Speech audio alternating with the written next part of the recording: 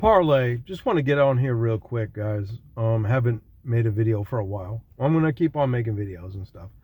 But over the past couple of months, it's been really difficult for a lot of people. And what's been going on in politics, what's been going on in the job market, it's just been ridiculous. It's been ridiculous. And you see more and more people losing their jobs, and a lot of you guys out there are very discouraged about that, and I can understand why. More people are going to be losing their jobs, and they're even talking about constant layoffs to where they are just under the number to where they don't have to report the joblessness, the joblessness claims, or how many jobs they're going to cut. So these companies, look, I've seen over the past 5 years employees and the employer having this back and forth war going on. But let's make no bones about it, guys. The house always wins. Just like going to the casino and trying to bet on yourself, making a lot of money. Look, the house always wins, and it always will. The people that hold all the cards are going to win. That's just the way it goes, and it's just the way we got to treat it. And it's terrible to see so many people worrying about losing their jobs.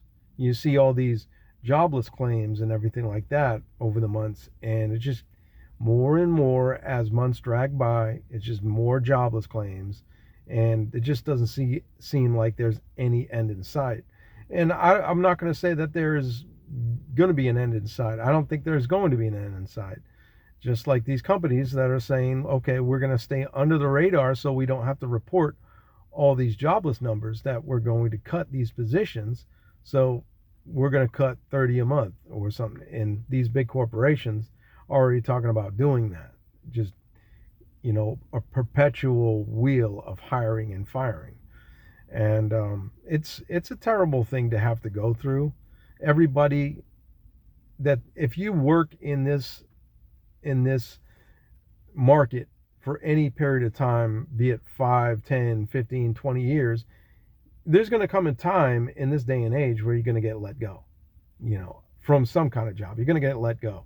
And during my time, I've had to explain my job gaps, and I had to finagle my resume to where, it didn't look like a job gap, because I'm always doing something.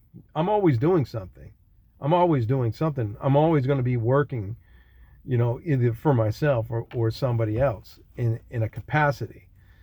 But I, like a lot of other people, are, we're exiting the job market and creating our own jobs. And this is just the way you're going to have to treat things these days. You're going to have to, gone are the days where it's a question of whether or not you want to be an entrepreneur. You have to be an entrepreneur to some degree. You have to be an entrepreneur at least part-time, and it's not so difficult. It's not as difficult as you might think it is. And a lot of people hear these cats talking about, well, not everybody can become an entrepreneur, but anybody can be an entrepreneur. It's just, how bad do you want it? And some people that make the best entrepreneurs are the ones that their backs are up against the wall. They have no other choice but to become an entrepreneur and make their own business. A lot of people, they scratch their head and thinking about, what can they do to work for themselves? Can I consult? Well, you can consult, and a lot of these people are in these white collar positions. And just like a lot of other white collar people that I known over the years, end up doing something in the service industry, because it gets to a point where they're not too proud. They're not too proud to go and wash windows. They're not too proud to go wash cars. They're not too proud to pressure wash driveways and parking lots for companies. Or they're not too proud to pick up trash in these strip malls and other, complexes like a Walmart or a Target or something like that. And a lot of times these unglorious jobs that you can do for yourself are very unglorious. Yes, they are, but they do pay the bills. They do, contrary to popular belief. And a lot of people are understanding that the trades is where it's at. The trades. And these tradesmen make a whole lot of money. But what if you flood the market with a bunch of people that are learning the trades? And that's another thing. If you have too much of a saturated market in the trades, well, I think we're going to see that. We're going to see that. We're definitely going to see a lot of shoddy work over the next few years, and we're already seeing it. We're already seeing a lot of shoddy work there out in the economy with these tradesmen, because these guys are getting into the trades not having any other choice, and they don't necessarily like the job that they're doing, but they know that it pays the bills, right? But even still, you have a cap on your sky. Even still, unless you're making 50 an hour, you can't pay the bills like you used to be able to. It seems like there's a never ending thing, and you're damned if you do and you're damned if you don't. What really does boggle my mind are all these people that keep on trying to get back on this hamster wheel. 1, 2 times, okay, but 3 times, and you keep on getting on that hamster wheel, and still get the same result, getting the pink slip. And that doesn't feel good. It can't feel good, right? It can't. It's got to be frustrating. And my heart goes out to all those people that are going through this kind of thing. But there is a certain time where you got to say enough is enough. I got to take control over my own life. There's this, back in the day, there's this GOAT. He was the GOAT of entrepreneurship. He was one of the forerunners. I wouldn't say, the godfather or anything like that of entrepreneurship on YouTube, but his name was Abdul S. Muhammad, R.I.P., peace be upon him. He died a couple of years ago. He passed away. But, he got on YouTube and he started to push this entrepreneurship thing, but just getting you to put your foot in the door of entrepreneurship, right? You got your Gary V's, you got your Patrick Bet-Davids, you got Anton Daniels, you got all these other guys that, are trying to push you to go get that bag. And absolutely, I wouldn't say it. I mean, these guys, are very inspiring, and I would like to be inspiring to you as well, on a lower level, if anything. But if I can get to 1 or 2 people to really start to think, look, it's not good out there, and I've got to do something else. I got to change the way I approach this. And absolutely, entrepreneurship is the way out the door to pivot and move differently. And that's what we have to do this day and age, is pivot and move differently. And the reason why we're here is because of the economy being the way it is. And a lot of people are blaming it on AI. AI might be a small part of it, but what I can tell you is it's shareholder value, man. It's shareholder value. These big corporations, they're cutting people to raise the value of their shares, and that's just the way it is. And they're trying to pull out all stops in order to do that and to satisfy their shareholders.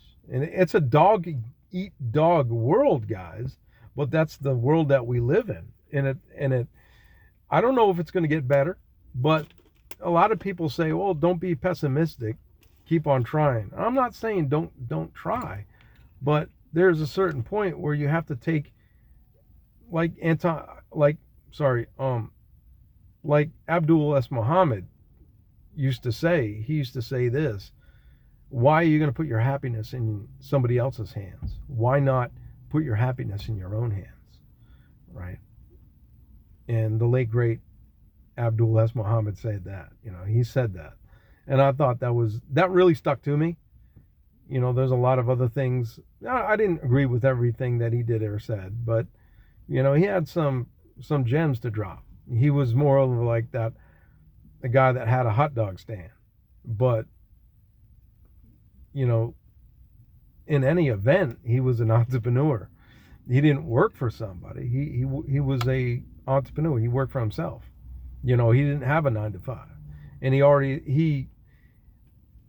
people like him knew that we're going to be in the situation that we're in today. But I think that a lot of people didn't didn't anticipate how fast and how hard it was going to come. That's the thing about it. It really came hard and fast. And people just did not see that, the speed of that coming. And it came like a freight train. And we see it over and over again. So, guys, really, you've got to do something. There's a slew of things that you can do. There's a litany of things that you can do to start a side business. Now, I would go about it as a side business. I wouldn't go it as a side hustle. Try to keep it professional and what kind of value can you give to the market? And look, you might try this, you might try a little bit of that, you might try a little bit of that will lead you into the other thing. For what I'm saying is, you might start out, let's say, doing, you might start out pressure washing, driveways and stuff. Then somebody says, hey, look, I have buildings all across I have apartment buildings all across the city that need pressure washing and cleaning on, a regular basis. So I would like to extend to you a contract. And you could, things lead into other things. I knew somebody that he ended up doing mobile maintenance, and I talked to him. He ended up doing mobile maintenance, and then he got into changing tractor trailer tires, because it was consistent, and he just had a good knack for it, and he just rolled with it. And now I think he's got a couple of tire shops. He's got tire shops. I did some work on the side for him on his tractor, and the guy's making a lot of money. He's making a lot of money, and he has his own businesses. So he started off with one thing and it led to another. That's how they say that, you're going to fail. Sometimes failing isn't really failing. It's just you're falling into something else. So you just have to put yourself out there. You have to put yourself out there. And a lot of people, it starts with what do they say? A trip of 1,000 miles starts with the first step, or something like that. I mean, it really does. You have to make the leap. You have to make the step. You have to start walking, and then before you start running. Really, this is how it works. That's how it is. But I wouldn't be so pessimistic about it. But realize what the job market is in this day and age.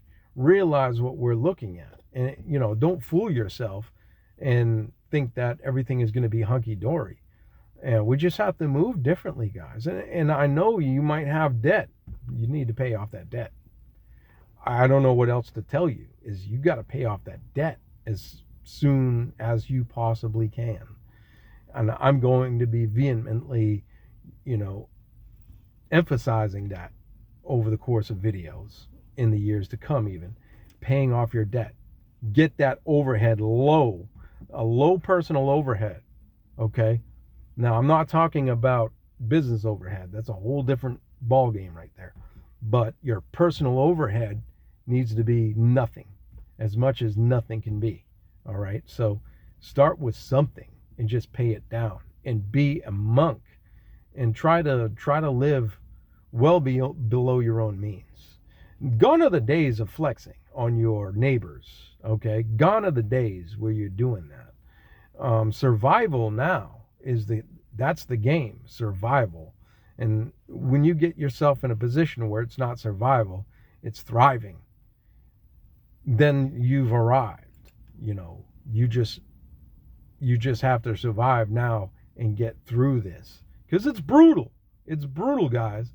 I don't agree with it, but look, these people back in the day, 40 years ago, when I was a kid, were talking about not being able to retire anymore. What, I can't retire from these jobs anymore. People are going to stop working. 40 years later, people are still trying to hop on that hamster wheel. So, guys, make that leap today. At least start a side business. Be professional about it. Start doing something. I don't care if you're taking out trash cans on a Monday or Thursday morning for people, paying you $10 a piece and $20 a piece to wash the trash cans on a whole neighborhood, whatever the case might. I don't care if you're hauling pallets. Do something. Do something on the side that's going to create value. Okay, that's the only way I can see it happening for people now, is, you know, having a side grind, a side business to cushion that fall when they say, here's your pink slip. And maybe it is, you don't have to collect on that unemployment insurance, you know, because nobody likes to do that. But, you know, that's a subject for a different video. But keeping your head above water, that's what I want to see people do. Okay? So if this video created value for you, if you're still here, subscribe to my channel and like this video. Peace.